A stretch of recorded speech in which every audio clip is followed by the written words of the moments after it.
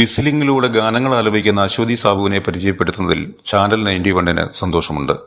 ശൂളം കുത്തുക, ചൂളം വിളിക്കുക തുടങ്ങിയ വിവിധ പദപ്രയോഗങ്ങൾ ഇതിനെ സംബന്ധിച്ച് കേൾക്കാറുണ്ട്. മരട് സ്വദേശിയായ അശ്വതി സാബു വിസിലിംഗിൽ ഗിന്നസ് ബുക്ക് റെക്കോർഡുള്ളയാളാണ്. വീട്ടുജോലികൾ ചെയ്യുന്ന അവസരത്തിൽ വിസിലിംഗ് ആരംഭിച്ച അശ്വതി സാബു പിന്നീട് അതൊരു സാധ്യതയാണെന്ന് മനസ്സിലാക്കി ഈ രംഗത്തേക്ക് വരികയായിരുന്നു. സഹപാഠികളുടെയും സുഹൃത്തുക്കളുടെയും പ്രോത്സാഹനം ലഭിച്ചപ്പോൾ അതൊരു കലാവിരുതായി മാറി. ഭർത്താവ് സാബുവും കുട്ടികളും അശ്വതിക്ക് പൂർണ്ണ പ്രോത്സാഹനമാണ് നൽകുന്നത്. അശ്വതിക്ക് 2 കുട്ടികളാണ്, ഒരാണും ഒരു പെണ്ണും. പെൺകുട്ടിയും അശ്വതിയെപ്പോലെ തന്നെ വിസിലിംഗ് രംഗത്തുണ്ട്. 20 വർഷമായി വിസിലിംഗ് ചെയ്യുന്ന അശ്വതി നല്ല ഒരു പേഴ്സണൽ ട്രെയിനർ കൂടിയാണ്. DMIT അഥവാ ഡെർമറ്റോഗ്ലിഫിക്സ് മൾട്ടിപ്പിൾ ഇന്റലിജൻസ് ടെസ്റ്റ് എന്ന നൂതന വിശകലന രീതി നടപ്പാക്കുന്ന മരടിലുള്ള ഗ്ലോബൽ ഗോൾഡൻ മൈൻഡ് സൊല്യൂഷൻ എന്ന സ്ഥാപനത്തിന്റെ ഡയറക്ടർ കൂടിയാണ് അശ്വതി സാബു. വിസിലേഴ്സിന്റെ സംഘടനയായ വേൾഡ് ഓഫ് വിസിലേഴ്സിന്റെ ലക്ഷ്യം 1000 മലയാളികളായ വിസിലേഴ്സിനെ ഒരുമിപ്പിച്ചുകൊണ്ട് ഒരു ഗിന്നസ് റെക്കോർഡ് നേടുക എന്നതാണ്. ഈ സംഘടനയുടെ ആയുഷ്കാല മെമ്പറാണ് അശ്വതി. പരമ്പരാഗത ആയോധന കലയായ കളരിപ്പയറ്റിലും പ്രാവീണ്യം തെളിയിച്ചയാളാണ് അശ്വതി. അശ്വതിയുടെ വിശേഷങ്ങളിലേക്ക്. പണ്ട് കാലം തൊട്ട് നമ്മൾ കേട്ട് തടമ്പിച്ചൊരു കാര്യമാണല്ലേ, പെൺകുട്ടികൾ ഷൂള പഠിച്ചാൽ എന്താ, ഷൂള പഠിച്ച കുഴപ്പമാണ്, തെറ്റാണ്, അങ്ങനെ ചെയ്യാൻ പാടില്ല. പെൺകുട്ടികൾ ഒരിക്കലും ഷൂള പഠിക്കാൻ പാടില്ല. നമ്മുടെ മുത്തച്ഛന്മാരും മുത്തശ്ശിമാരും ഒക്കെ എന്തിനേറെ പറയുന്നു, ഈ തലമുറയിൽ തന്നെ നമ്മുടെ വീട്ടിൽ നിന്ന് നമ്മൾ സ്ഥിരം കേൾക്കുന്നൊരു കാര്യമാണ്. എൻ്റെ വീട്ടിലും ഞാൻ കേൾക്കുന്ന കാര്യമാണ് കേട്ടോ. അതാണ് ഞാൻ ഇത്ര കറക്റ്റായിട്ട് പറഞ്ഞത്.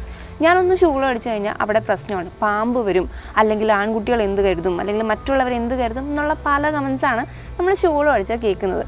എന്നാൽ ഇതിനൊക്കെ വിപരീതമായി ഇതിനെയൊക്കെ അങ്ങോട്ട് മാറ്റി നിർത്തിയിട്ട് ഷൂള വഴി രംഗത്തേക്ക് കടന്നു വന്നിരിക്കുന്ന ഒരു വനിതയാണ് ഞാൻ ഇന്ന് നിങ്ങൾക്ക് മുന്നിൽ പരിചയപ്പെടുത്തുന്നത്. ഷൂള പഠിച്ചുകൊണ്ട് പാട്ടിനാൽ വിസ്മയം തീർത്ത അശ്വതി സാബുവിനെ. നമസ്കാരം മാഡം. നമസ്കാരം. അപ്പം ഷൂളവടി രംഗത്തേക്ക് കടന്നു വന്നിട്ട് ഇപ്പം എത്ര നാളായി? 20 വർഷത്തോളമായിട്ടുണ്ട്. 20 വർഷം. ഇപ്പം ഞാൻ പറഞ്ഞൊരു കാര്യം ശ്രദ്ധിച്ചല്ലോ, നമ്മൾ പൊതുവെ കേട്ട് തഴമ്പിച്ചൊരു കാര്യമാണ് പെൺകുട്ടികൾ ഷൂള പഠിക്കാൻ പാടില്ല, അല്ലെങ്കിൽ ഷൂള പഠിച്ചാൽ വലിയ കുഴപ്പമാവും. അപ്പം അതിനെക്കുറിച്ച് ആദ്യം തന്നെ എന്താണ് പറയാനുള്ളത്? ചൂളമടി എന്ന് പറയുന്നത് നമുക്ക് പലതരത്തിലെടുക്കാമല്ലോ. നമുക്ക് വേണമെങ്കിൽ ഒരാളെ കളിയാക്കാനായിട്ട് അതാണ് നോർമലി എല്ലാവരും അത് മോശമായിട്ട് ഇടുന്ന. ആൺകുട്ടികൾ പെൺകുട്ടികളെ ലൈനടിക്കാന്ന് പറയാം, ആ രീതിയിൽ എടുത്തത് കൊണ്ട്. ഇപ്പോൾ അതല്ലാണ്ട് നമുക്കൊരു സംഗീതത്തിന്റെ രൂപത്തിലാണെങ്കിൽ എന്താ ഇതിപ്പോൾ മേഡം വന്നിരിക്കുന്നത് സംഗീതമായിട്ടാണല്ലേ, ഷൂള പഠിച്ച് സംഗീതമായിട്ട്. അപ്പം എങ്ങനെയാണ് ഈ ഒരു രീതിയിലേക്ക് എത്തിപ്പെട്ടത്? ഈ ഷൂള പഠിച്ച് പാട്ട് പാടുന്ന പാട്ടിനോട് നല്ല ഇഷ്ടമായിരുന്നു എനിക്ക്. കുഞ്ഞുനാളിലെ മുതൽ പാടില്ല, പക്ഷെ പാട്ട് കേൾക്കാൻ ഇഷ്ടമാണ്. പക്ഷേ പാട്ട് പാടാനായിട്ട് എനിക്ക് പറ്റില്ലായിരുന്നു. അപ്പോൾ നോർമലി ഞാനത് ചുമ്മാ പാട്ടുകൾ ഇങ്ങനെ വിസിലിലൂടെ ചെയ്യാനായിട്ട് ശ്രമിക്കുമായിരുന്നു. അങ്ങനെ പഠിക്കാനൊക്കെ പറമ്പിൽ പോയിരിക്കുമ്പോൾ ഈ കുയിൽ കൂവുമല്ലോ, കുയിൽ കൂവുമ്പോൾ ഞാൻ അതിൻ്റെ ഒപ്പം ചുമ്മാ അതിന്റെ ട്യൂണിൽ ഇങ്ങനെ വിസിൽ ചെയ്യും. അപ്പോൾ വിസിൽ അടിക്കും തോറും കുയിലിന് എന്തോ ഒരു ദേഷ്യം പോലെ അത് പിന്നെ അപ്പം അങ്ങനെ ചുമ്മാ വിസിൽ ചെയ്യുമായിരുന്നു. പിന്നെ വിവാഹശേഷമാണ് കരോക്കെ ഒക്കെ ഇട്ടിട്ട് നമ്മൾ വേദികളിൽ പെർഫോം ചെയ്യാൻ തുടങ്ങിയത്. അതെങ്ങനെയാണ് അതിൻ്റെ ആ ഒരു സ്റ്റാർട്ടപ്പ് എന്ന് പറയുന്നത്? സ്റ്റാർട്ടപ്പ് എന്ന് പറഞ്ഞു കഴിഞ്ഞാൽ കുടുംബ യൂണിറ്റിൽ ഇങ്ങനെ പരിപാടികളൊക്കെ ഇല്ല. അപ്പോൾ ഇപ്പോൾ എല്ലാ വർഷവും എല്ലാവർക്കും പുതുമയാണ് വേണ്ടത്. അപ്പോൾ അങ്ങനെ പുതുമ എന്ന് പറഞ്ഞപ്പോൾ ഞാനിങ്ങനെ വിസിലടിക്കുന്നത് അമ്മാവൻ്റെ മകൾക്കൊക്കെ അറിയാം. അപ്പോൾ അവളെന്നോട് പറഞ്ഞു, ചേച്ചി ഇത് നമുക്ക് കരോക്കെ ഇട്ടിട്ടൊന്ന് ട്രൈ ചെയ്ത് നോക്കാമെന്ന് പറഞ്ഞു. അങ്ങനെ ഫസ്റ്റ് ഞാൻ കരോക്കെ ഇട്ടിട്ട് വേദിയിൽ പെർഫോം ചെയ്തു. അപ്പോൾ ഫസ്റ്റ് ടൈം പാടി കഴിഞ്ഞപ്പോൾ ഭയങ്കര സ്ട്രെയിനാണ്. നമുക്ക് നോർമലി പാടുന്ന പോലെ അല്ല വിസിലിംഗ് എന്ന് പറയുന്നത്. നമ്മുടെ ആ ഒരു മൗത്ത് മൗത്ത് തന്നെയല്ല, നമ്മൾ പുറത്തോട്ട് ഊതുമല്ലേ, അപ്പോൾ പുറത്തോട്ട് ഇടുകയാണ്. അപ്പോൾ ഭയങ്കരമായിട്ട് ഡ്രൈ ആവും, വായൊക്കെ ഡ്രൈ ആവും. പാടുന്നതിൻ്റെ എനിക്ക് തോന്നുന്നു ഒരു 3 ഇരട്ടി എഫേർട്ട് നമ്മൾ വിസിൽ ചെയ്യാനിടണം എന്ന് എനിക്ക് തോന്നുന്നു. അന്ന് ഏത് പാട്ടായിരുന്നു പാടി, ഓർമ്മയുണ്ടോ? 20 കൊല്ലമായി കാണുമല്ലേ? 20-25 വർഷമൊക്കെ ആയിട്ടുണ്ടാവണം എനിക്ക്. അന്ന് എനിക്ക് തോന്നുന്നു ഉല്ലാസപൂത്തിരികളാണെന്നാണ് എൻ്റെ ഒരു ഓർമ്മ. അപ്പോൾ ആദ്യം തന്നെ നമുക്ക് അതൊന്ന് കേട്ടാലോ? തീർച്ചയായിട്ടും.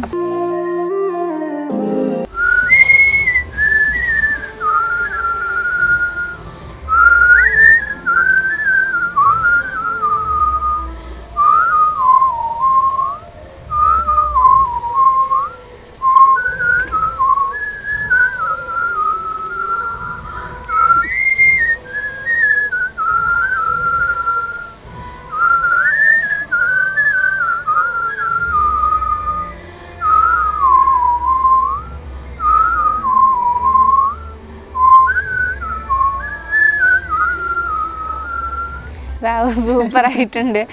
ഇത് ഇടയ്ക്കൊന്നും നിന്ന് പോകുന്നൊന്നുമില്ല അല്ലേ? കറക്റ്റ് ആ ഒരു ഫ്ലോയിൽ പാട്ട് പാടുന്നോട്ട് പോവാണ്. നല്ല സ്ട്രെയിൻ, ഇപ്പൊ ചേച്ചി പറഞ്ഞോട്ട് നല്ല സ്ട്രെയിൻ വേണം. നമ്മളിപ്പോ ഇത്രയും വർഷങ്ങളായിട്ട് ചുമ്മാ നമ്മൾ പാചകം ചെയ്യുമ്പോഴും എപ്പോഴും നമ്മള് പാടുന്നോണ്ട് ഇങ്ങനെ വിസിലടിച്ചുകൊണ്ടിരിക്കുന്നതുകൊണ്ട്.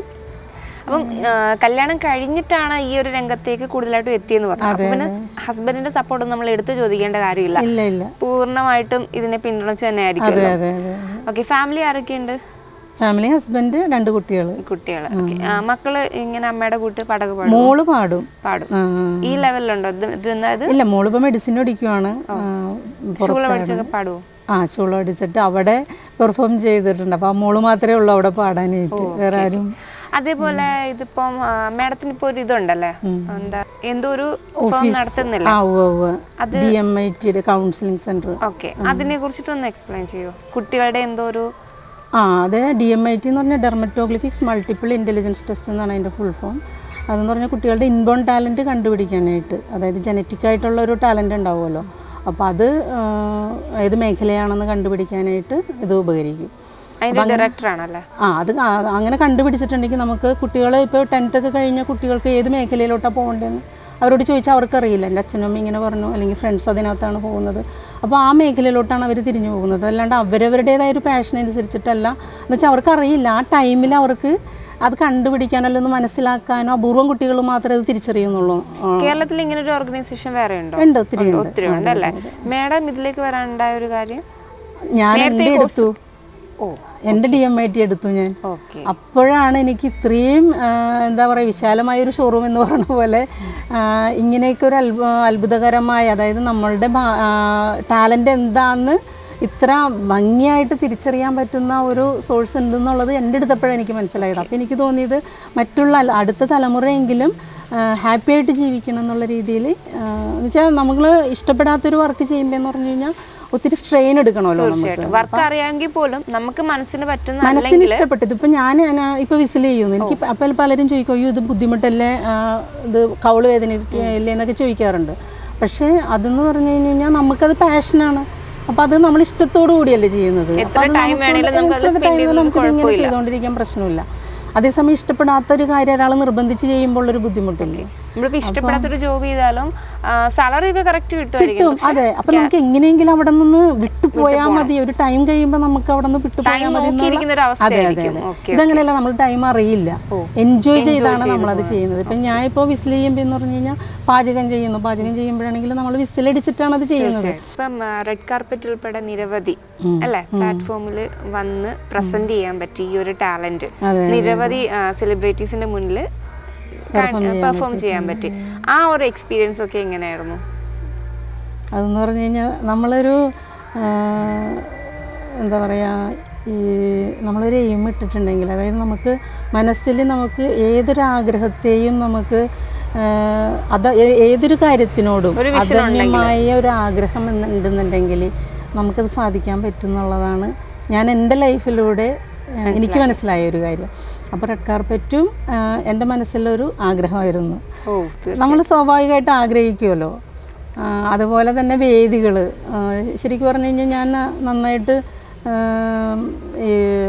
ഇങ്ങനെയുള്ളൊരു പേഴ്സണാലിറ്റി ആയിരുന്നില്ല ഞാൻ വർഷങ്ങൾക്ക് മുമ്പ്. അതായത് ഒരു സ്റ്റേജ് പെർഫോം ചെയ്യുമ്പോൾ നമുക്ക് ഓട്ടോമാറ്റിക്കലി ടെൻഷൻ ഉണ്ടാവും, നല്ല ഫിയർ ഉള്ള ഒരാളായിരുന്നു. അപ്പോൾ അതിൽ നിന്നൊക്കെ നമുക്ക് മാറ്റം വരുത്താനായിട്ടും, അപ്പോൾ നമ്മളത് മാറി നന്നായിട്ട് പെർഫോം ചെയ്യുന്നതൊക്കെ വിഷ്വലി ചെയ്തിട്ട് അതിനകത്തോട്ട് എത്തപ്പെട്ട ആളാണ്. അപ്പോൾ നമ്മൾ ഈ ഇത്രയും പ്രഗത്ഭരായിട്ടുള്ള ആളുകൾ പറഞ്ഞു വെച്ച കാര്യങ്ങൾ നമ്മളുടെ ലൈഫിൽ എക്സ്പീരിയൻസ് ചെയ്താലാണ് അത് സത്യമാണോ അല്ലയോ നമുക്ക് മനസ്സിലാക്കാൻ പറ്റുള്ളൂ. പറഞ്ഞു വെച്ച് നമ്മൾ വെറുതെ ബുക്കിൽ വായിച്ചിട്ട് പോയിട്ട് കാര്യമില്ലല്ലോ. അതെ, ഹാർഡ് വർക്ക് ചെയ്യാം. അതെ, തീർച്ചയായിട്ടും. അപ്പം അങ്ങനെ ഞാൻ എൻ്റെ ലൈഫിൽ ഓരോ സ്റ്റെപ്പും ഞാൻ അങ്ങനെ തന്നെ പകർത്തിക്കൊണ്ടുവന്നാണ് ഈ ലെവലിലെത്തിയത്. അപ്പോൾ ഫാമിലിയുടെ സപ്പോർട്ടും തീർച്ചയായിട്ടും. അപ്പോൾ നിങ്ങൾക്ക് തന്നെ ഓരോ ടീം ഉണ്ടല്ലോ, വേൾഡ് ഓഫീസ്. ഓക്കെ, അപ്പം അതിലേക്കുള്ള ഒരു എൻട്രി എങ്ങനെയായിരുന്നു? മാഡത്തിനൊപ്പം കൂടെ നിന്നവരും? ഞാൻ പറഞ്ഞല്ലോ, വിസിൽ സിംഫണിയാണ് ഫസ്റ്റ് ഫോം ചെയ്തിട്ട് ഞങ്ങൾ പ്രോഗ്രാം ചെയ്തുകൊണ്ടിരിക്കുമായിരുന്നു. അങ്ങനെ ഓരോരുത്തരുടെ ഇൻ്റർവ്യൂവും കാര്യങ്ങളൊക്കെ ചാനലിലൊക്കെ വന്നു കഴിഞ്ഞപ്പോൾ പിന്നെ അത് വൈഡാക്കണം എന്നുള്ള ഉദ്ദേശത്തോടു കൂടിയാണ് വേൾഡ് ഓഫീസേഴ്സ് എന്ന സംഘടന രൂപീകരിക്കുന്നതും. അതായത് ഇപ്പോൾ ലോകത്ത് ഏറ്റവും കൂടുതൽ വിസിലേഴ്സിനെ വെച്ചിട്ട് എന്താ പറയുക വേൾഡ് റെക്കോർഡ് തന്നെ സൃഷ്ടിക്കണം എന്നുള്ള, അതായത് ഇന്ത്യക്ക് ആ റെക്കോർഡ് നേടണം എന്നുള്ളൊരു ആഗ്രഹത്തോടു കൂടി ഇന്ത്യ ബുക്ക് ഓഫ് റെക്കോർഡ്സിന് വേണ്ടിയിട്ട് ഇന്ത്യ ബുക്ക് ഓഫ് റെക്കോർഡ്സ് ഒക്കെ ഓൾറെഡി ഉണ്ട്. ലിംകയുണ്ട്, ഒരു ചാനലിലൂടെ വേൾഡ് റെക്കോർഡും ഉണ്ട്. അതെ അതെ അതെ. പിന്നെ മലയാളികളെ മാത്രം വെച്ചിട്ടൊരു വേൾഡ് റെക്കോർഡാണ് ഞങ്ങളുടെ സ്വപ്നം എന്ന് പറയുന്നത്. 1000 പേരെ സംഘടിപ്പിക്കണം. 20 താഴെ മാത്രമാണ് ഞങ്ങളുടെ ഗ്രൂപ്പിൽ ലേഡീസ് ആയിട്ടുള്ളൂ, കുട്ടികളടക്കമുള്ളത്. അപ്പോൾ മിക്ക ആളുകളും പറയുന്നത് കഴിവാണെന്ന് മാത്രമല്ല അത് പ്രോത്സാഹിപ്പിക്കുന്നില്ല എന്നുള്ളതാണ്. ഫാമിലി സപ്പോർട്ട് ചെയ്യുന്നത് മെയിനായിട്ടുള്ളൊരു കാര്യം ഞാൻ ആദ്യമേ പറഞ്ഞിട്ടുണ്ടായിരുന്നു. അതെ അതെ, ചൂള പഠിക്കുന്നത് ശരിയല്ല എന്നുള്ളൊരു കാഴ്ചപ്പാട് പണ്ട് മുതൽക്കേ എടുത്തു വെച്ചിരിക്കുന്ന ആ ഒരു കാഴ്ചപ്പാടാണ് ഇതിൻ്റെ ഒരു മെയിൻ ഫാക്ടർ എന്ന് പറയുന്നത്. പക്ഷെ ഇനിയിപ്പം നിങ്ങളെപ്പോലുള്ളവർ ഒരു പ്രചോദനമായിട്ട് നിൽക്കുന്ന കാലത്തോളം നിരവധി ഇങ്ങനെ കലാപരമായ കഴിവുകളുള്ളവർ മുന്നോട്ട് തന്നെ വരും. ഇപ്പോഴും പ്രോഗ്രാമൊക്കെ ചെയ്യുന്നുണ്ടോ വേദികളിൽ? പ്രോഗ്രാം ചെയ്യുന്നുണ്ട്. നല്ല നല്ല വേദികൾ കിട്ടുന്നുണ്ട് അല്ലേ? അപ്പം നമുക്കൊരു അടുത്ത പാട്ടിലേക്ക് പോയാലോ? തീർച്ചയായിട്ടും അടുത്തൊരു പാട്ടിലേക്ക് പോകാം.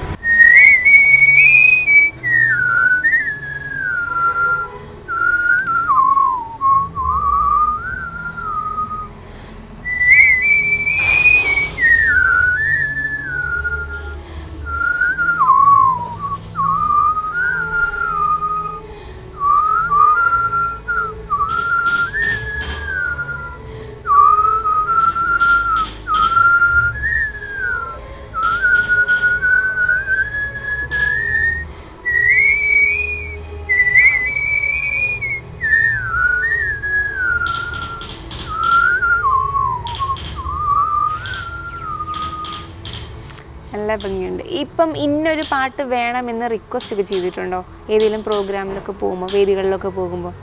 ഇല്ല, അങ്ങനെ റിക്വസ്റ്റ് ഒന്നുമില്ല. നമ്മൾ ഇവിടുന്ന് ട്രെയിൻ അല്ലെങ്കിൽ പ്രാക്ടീസ് ചെയ്ത് പോകുന്ന പാട്ടുകളാണ്. ചില വേദികളിൽ ചോദിക്കാറുണ്ട്. അതാണ് ചോദിച്ചത്. പെട്ടെന്നൊരു പാട്ട് ഇന്ന പാട്ട് പാടുമെന്ന് ചോദിക്കുമ്പോൾ നമുക്ക് എന്താ പറയുന്നത്, നമ്മുടെ വ്യൂവേഴ്സിനെ നിരാശപ്പെടുത്താൻ പറ്റില്ലല്ലോ. ഗ്രൂപ്പായിട്ടാണല്ലോ, അപ്പൊ അതിനകത്ത് ഒത്തിരി പേരുണ്ട്. എന്തായാലും പാടിയിട്ടുണ്ടല്ലേ ചോദിക്കുന്നത്? അങ്ങനെയൊക്കെ പാടിയിട്ടുണ്ട്.